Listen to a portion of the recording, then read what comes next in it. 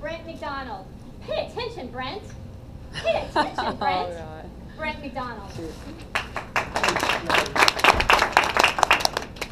Thank you. Pay attention, Brent. I seldom went more than a day or two without hearing that phrase as I was growing up, whether it be from a parent, teacher, neighbor, relative. Somebody was saying, pay attention, Brent. In fact, when my daughter was not yet 2 years old, my wife reminded me of this when I was prepping for the speech. She says, do you remember that time Jordan grabbed your face and pointed at her and said, Daddy, listen? It'll come as no surprise to you that in 2003, I was diagnosed with attention deficit hyperactivity disorder. Shocking. Yeah. By show of hands, who in here thinks they or a family member might have ADHD? Curious seven. That's 46.7%. Wow. For the rest of you who didn't raise your hands, you should know that the Mayo Clinic has done studies, and they estimate that literally 7.5% of the U.S. population has attention deficit hyperactivity disorder. So if not you or your family members, it's probably a coworker or some of your friends. So rest assured this information is going to be helpful to you. I'm going to cover two important things that you can take with you from this meeting to change somebody's life.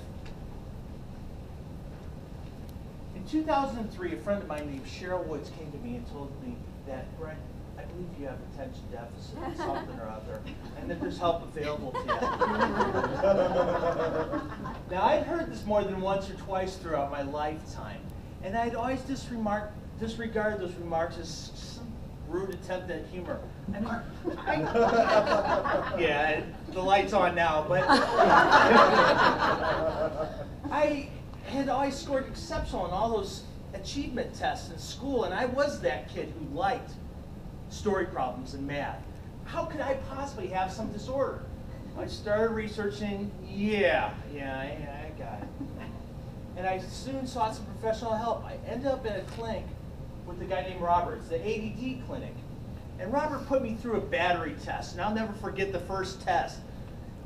I aced it. I'm like, you got any more brain busters, Bob? But Bob's like, Brent, that was the practice test. It's only 3 minutes long. The real test is 47 minutes.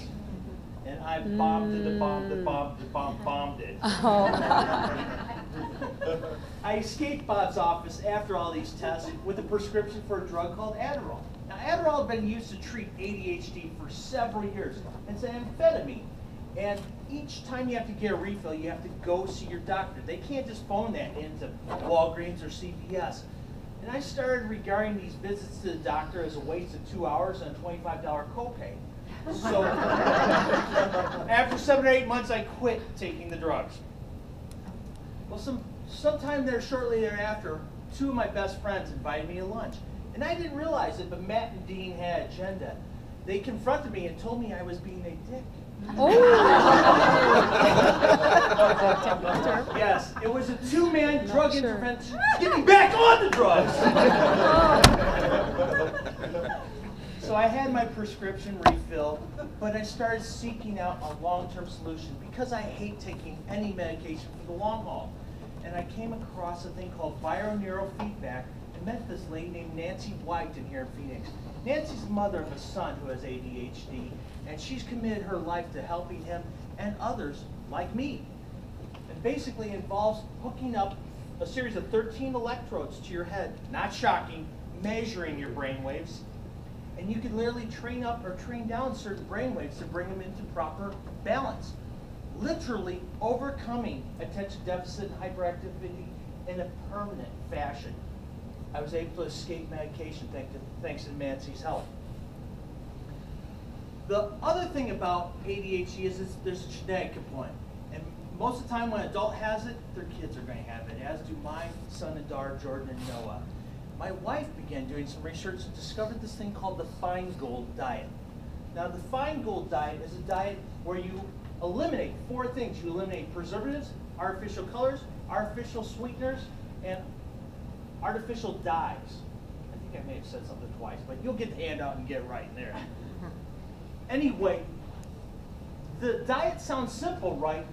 The implementation, not so much. It means no red licorice, no grape Kool-Aid, No Frankenberry, Count Chocolate, or Boo Berry. Oh. But the difference resulted in miraculous results. My daughter, second grader, raised 12 of her grades up. We did the switch during this December break. 12 grades came up. Amazing.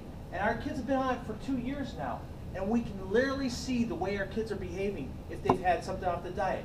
Just a couple weeks ago, my son Noah was zooming around like a little maniac. And I said, honey, did he maybe have something off the diet? She'd be like, yeah, so-and-so's little mommy brought in a tray of red frosted cupcakes slathered in frosting. He ate one. He knew it was supposed to. And you can just see it. These things are poison. They're not supposed to be in our bodies. These dyes and these colors, they're not used in Europe. They're used here in our food, all this processed food. Go on that tangent for a minute. Let me recap 2 things in case you weren't paying attention. Bioneurofeedback training can help you eliminate the use of medication in your lives. And the Feingold diet is amazing, especially in the lives of your children. If you can eliminate all of that unnatural stuff from your diet, you'll have a huge and lasting impact. What I'm going to ask you to do here in this meeting, take a handout that Avery's going to pass out in just a little bit, and take this and give it to somebody or use it for your own family, because this information can change your life. Thank you very much. I'm Toastmasters. 3 minutes for written evaluation.